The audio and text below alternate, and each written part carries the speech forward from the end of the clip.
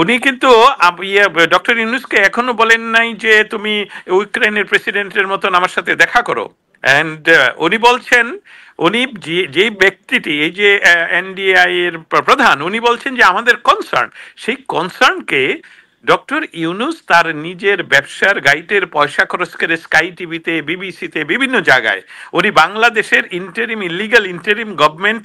বসে উনি এই সবগুলো ডেকে ডেকে যে অবলীলায় মিথ্যা কথা বলে যাচ্ছেন যে বাংলাদেশে র্যাপ হচ্ছে না, বাংলাদেশে অমুক হচ্ছে না, বাংলাদেশের হিন্দুর অত্যাচার হচ্ছে না, বাংলাদেশের কোনো মানুষকে কেউ অত্যাচার করছে না, 32 নাম্বার ভাঙ্গা হচ্ছে না, বুলডোজার নাই সেখানে, এই সবগুলো কিন্তু উনি বলে যাচ্ছেন।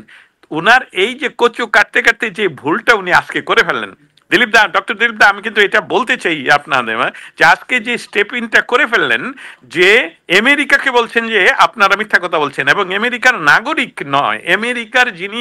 সিকিউরিটির, ইন্টেলিজেন্সের প্রধান, যার কাছ থেকে প্রেসিডেন্ট সকালবেলায়, প্রতিদিন সকালবেলায় প্রথম ব্রিফিং নেন, তার কথা নাকি মিথ্যা। অতএব আমেরিকা তার জবাব দিবে, এবং কিভাবে দিবে সেটার সময়ের জন্য অপেক্ষা করতে হবে। দুঃখজনকভাবে যদি এরকম হয় যে টুক করে কিছু